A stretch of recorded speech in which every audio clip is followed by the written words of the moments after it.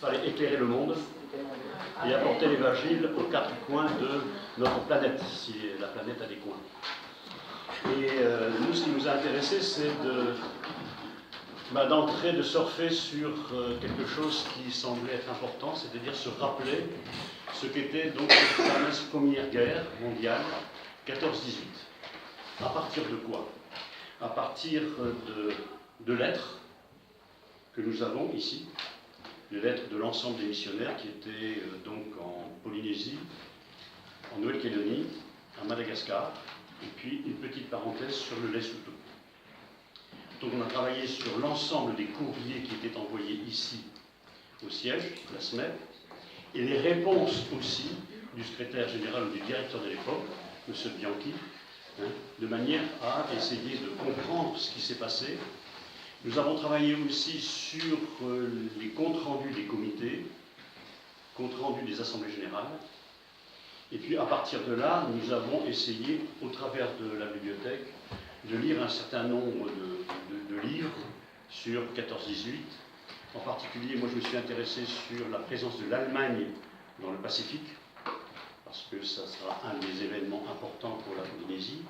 Donc voilà un peu les documents sur lesquels nous avons travaillé. Puis ensuite, Claire Lise a pris contact avec la paroisse de Reims. Oui, tout à fait. C'est vrai qu'on avait donc vraiment l'idée d'aboutir à une publication pour valoriser nos archives. Alors c'est vrai qu'on a surfé, il faut le reconnaître, l'intérêt c'était quand même de surfer sur la grande collecte d'archives qui avait été lancée, sur le fait qu'il y avait la mission du centenaire. Et à Paris, on est très mal positionné quand on veut faire de la valorisation parce qu'on a une telle concurrence qu'obtenir quoi que ce soit, c'est finalement très compliqué. Alors moi je voudrais juste ajouter quelque chose, j'espère que les images vous pourrez les avoir, sinon elles sont toutes là, dans les images du PowerPoint. L'originalité de ce fonds, parce qu'effectivement on peut quand même dire pourquoi ce lien entre mission et 14-18, il s'impose à travers des hommes. Alors les hommes, ils ont des visages et ils ont des noms. Et ça pour moi c'est vraiment un point de départ fondamental, on n'est pas dans de l'anonyme. On sait à quel point au niveau du témoignage, voilà, on est sur des relations de personne à personne. Quand même, c'est très important de savoir que voilà, on a des personnes qui ont des noms, qui sont connus des missionnaires avant même le conflit. Et c'est ça qui est intéressant et qui est original dans ce fonds, c'est qu'en fait, quand on vous parle des tirailleurs sénégalais, malgaches, quand on vous parle, on essaie de réhabiliter la mémoire, c'est très important évidemment, puisque pendant longtemps on n'en parlait pas. Mais en même temps, on a les autres fonds d'archives en général n'ont pas de lien personnel, puisque en fait, voilà, on en parle de manière anonyme en général. Donc là, on en a mentionné 4 aussi, Eugène, dont vous entendrez parler, Eugène Parisot, Jules-Philippe Guiton, Paul Lafay et Octave Moreau, qui ont chacun été dans un champ de mission différent, donc Madagascar, Lesotho, Nouvelle-Calédonie et puis Tahiti, Polynésie française. Ce lien personnel qui fait l'originalité des témoignages dont nous disposons ici. Alors, je peux enchaîner. Alors donc on a pris ces 3 champs de mission, Polynésie française, ensuite Nouvelle-Calédonie et Madagascar.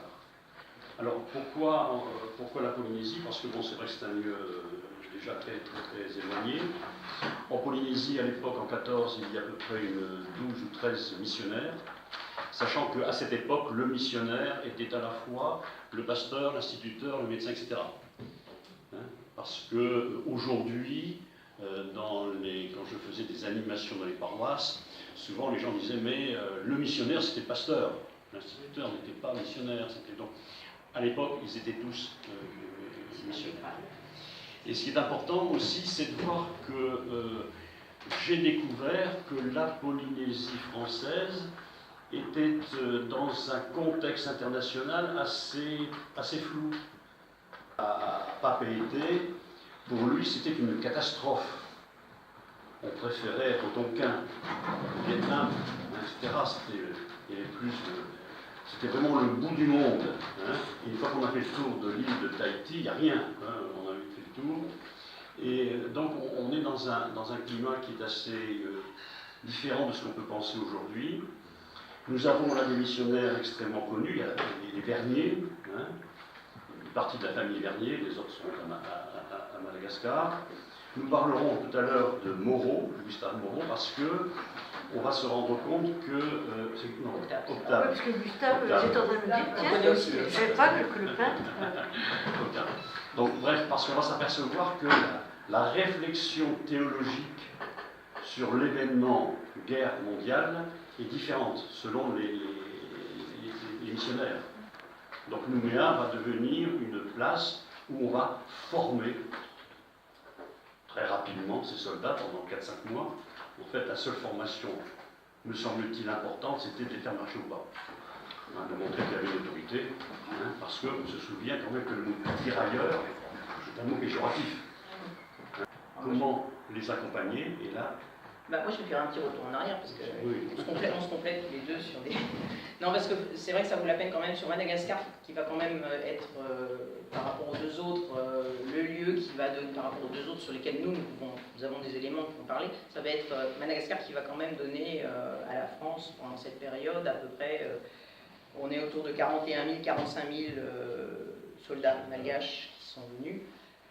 C'est donc pas négligeable, c'est sûr que c'est une solution. Par rapport à 1000, 1200 au niveau de la Polynésie et 1000, un peu plus de 1000 au niveau de la Nouvelle-Calédonie. C'est vrai que c'est pas parce que le nombre est faible qu'il ne faut pas en parler, au contraire. Mais, et c'est vrai que comment se passaient les recrutements, parce que même si nous on n'a pas beaucoup de témoignages là-dessus, on ne peut pas passer de silence sous silence ça aussi. Alors il y a eu quelques engagés volontaires, parce qu'on parle souvent engagés volontaires. C'est vrai qu'ils étaient censés être tous engagés volontaires quelque part, parce que n'étant pas citoyens français, étant sujet de la France et pas citoyen français, il n'est pas mobilisable officiellement. C'est vrai pour les autres aussi. Hein.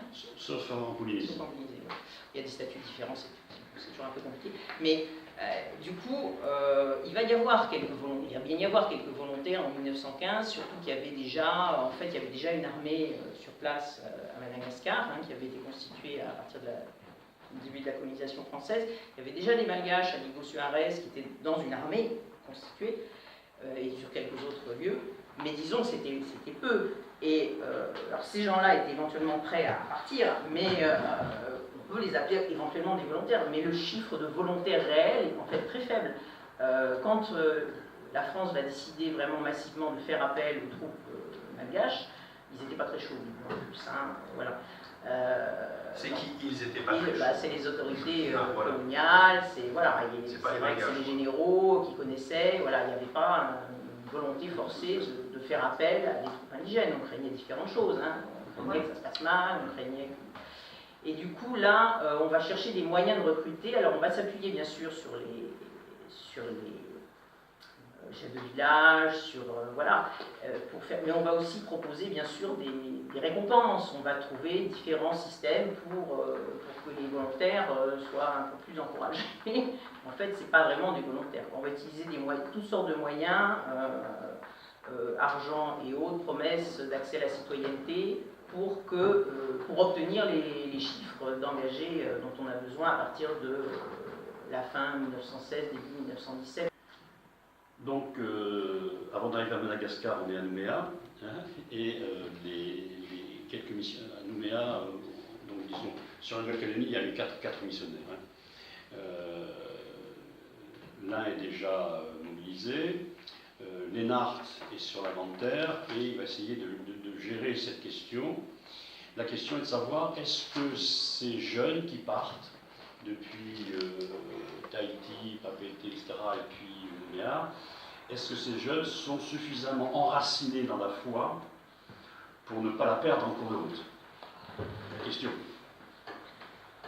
Sachant que bon, le monde militaire est plein de tentations, et qu'il faut sur le voyage déjà accompagner. Donc ils vont se mettre en relation avec un certain nombre de pasteurs en Australie. Car on sait que les bateaux vont s'arrêter en Australie, donc quand le bateau arrivait, les soldats, disons, les protestants qui descendaient du bateau, au lieu d'aller dans les rues où il y avait des petites lampes rouges, etc., et ben, ils allaient plutôt au temple, et puis ils chantaient, etc. Donc c'était un accompagnement, je veux dire, c'était vraiment une question importante. Donc Marseille sera le port d'accueil, et la préoccupation de l'armée française, c'est en particulier pour les Tahitiens et Kanak, ça sera d'essayer de les protéger par rapport au climat, Alors on se dit dans le nord, il fait très froid, donc on va peut-être les envoyer en Tunisie, mais en fait ça ne marche pas, et ils partent directement à Salonique, ce bateau. On a des témoignages de villes comme Bordeaux, Tarbes, Toulouse, La Rochelle, etc., où les Malgaches arrivent pour travailler dans les usines. Hein, c'était des bataillons de marche. Alors, il y a 22 bataillons de tirailleurs malgaches au total, impliqués dans la guerre.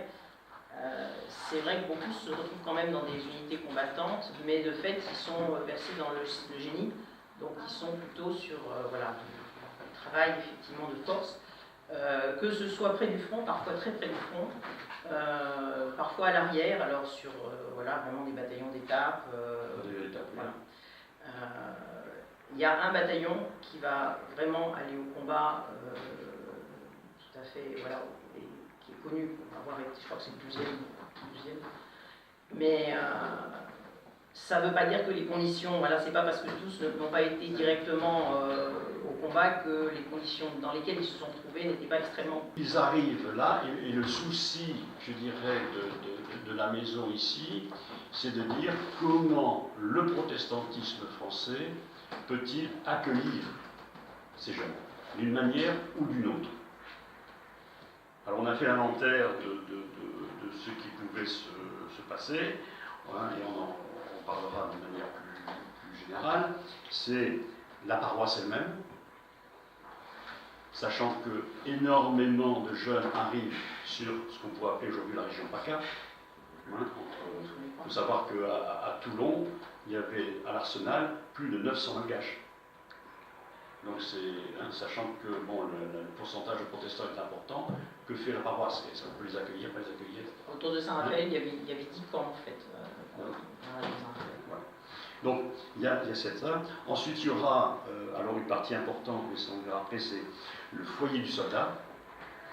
Le foyer du soldat qui est une invention, je dirais, des UCJG, des YMCA américains. Et, Emmanuel Sauter, qui va réussir, c'est là qu'on est dans une toute autre période que la nôtre aujourd'hui, d'avoir un lien très profond avec les autorités militaires, de manière à pouvoir imposer ce foyer du soldat. Les fameux parrainages, hein, on a des témoignages où on essaie d'avoir des parrainages, mais c'est très difficile, hein, des parrainages. Et puis, c'est la langue qui fait problème en fait, souvent. Voilà. La rage de la langue. Parce que les familles sont prêtes à avoir un mari kanak, etc., mais à condition qu'ils parlent le français. C'est pas toujours évident. Hein. Donc voilà ce qui se passe. On va aussi faire le lien avec les paroisses, qui va aussi voilà, mobiliser largement, mais massivement quand même, des gens qui ont accès à la langue, parce que c'est vraiment ça le problème. Alors l'accueil au niveau des paroisses, c'est déjà plus compliqué. On a des échos au travers des lettres de Bianchi et puis d'un certain nombre de missionnaires, mais ce qui nous manque, ce sont les archives des paroisses. Bon, ça, on a un certain nombre de visages, donc le missionnaire Béninus avec deux autres missionnaires. Ça, c'est toujours Béninus, donc avec des Kanaks, en l'occurrence le fameux Acomanéron, qui est un alta, donc un pasteur. Hein. Alors on met 19, hein, parce que en fait, pour la plupart de ces soldats, la guerre va se terminer en juin-juillet 19. Parce que l'armée française a réquisitionné les bateaux pour approvisionner en nourriture la France. Donc ces bateaux n'étaient plus disponibles pour ramener les soldats. Donc ils vont attendre. Et quand on lit les lettres de Bianchi, on s'aperçoit que les Kanaks sont très contents parce qu'au mois de mars, ils doivent quitter la France, ils doivent s'embarquer à Marseille. Au mois d'avril, on leur dit non, c'est plus Marseille, c'est Bordeaux. Et au mois de juin, quand ils vont partir, juin-juillet, c'est Le Havre. Vous voyez, ces jeunes qui sont valpés d'un truc à l'autre. Entre-temps, le canal de Panama est ouvert, donc c'est aussi une manière de passer par le canal de Panama. Alors, la déclaration. Alors j'ai lu justement une anecdote là, quand même hier sur un malgache, c'était pas du tout dans nos archives, hein, mais il me disait bien qu'on avait retrouvé encore récemment, il y avait une dépouille qui a été déplacée et c'était un malgache qui avait été enterré avec des Sénégalais, parce que comme on mélangeait tout quand on disait tirailleurs sénégalais, c'était voilà, générique, hein, on le sait bien. Et du coup il s'est retrouvé enterré avec je suis dans un carré musulman, alors qu'il n'était pas musulman, mais bon, c'est ça. Alors, ça peut quand même aussi expliquer voilà, ce type de déclaration. Là, en l'occurrence, c'était parfois par pronom catholique aussi, qui était très présent forcément. Donc il y avait ce type de déclaration qui apparaissait sur les brochures qu'il leur était remise en langue, mais la déclaration, elle était en français. Parce que ce qui est intéressant de constater pendant 14-18, c'est qu'il y aura, au niveau de la tradition protestante et catholique, des liens qui vont se former. Où un aumônier catholique doit partager le lit ou la chambre, etc., avec un aumônier protestant, un aumônier juif, etc. Donc effectivement, là, il y a un brassage qui se fait, alors que localement, la différence entre catholiques et protestants est toujours très forte. En particulier, on sait que l'énarque est allé réclamer un soldat qui était protestant, alors qu'il venait d'être enterré par, disons, les catholiques. Là, il n'y a pas de communisme, hein, chacun ses morts. Hein. Et l'armée française a dit non, c'est un lieu fake. Séparation de l'Église et de l'État, nous acceptons l'implantation des foyers, parfois nous payons le chauffage, etc., mais à condition que. Alors, par contre, l'armée française et l'autorité française avaient accepté qu'il y ait dans la bibliothèque au moins une ou deux Bibles. C'est tout. Alors, ces foyers, au départ, il y en a quelques-uns, et à la fin de la guerre, il y en a plus de 1250 en France. Donc, petit à petit, effectivement, il va y avoir un certain nombre de missionnaires qui vont réviser leur manière de voir les choses, tout en disant la France, quand même, bon, il faut se battre, hein, mais pourquoi faire venir nos jeunes du Pacifique? Qu'est-ce qu'ils viennent faire? Hein? D'autant plus que sur Papeete, on a Anne, le missionnaire Anne, qui lui fait partie de la commission de l'engagement des soldats, etc. Hein? Donc il voit lui aussi petit à petit les gens venir dans son bureau, des familles, en pleurant, en disant « Est-ce que mon fils pourra rester ?»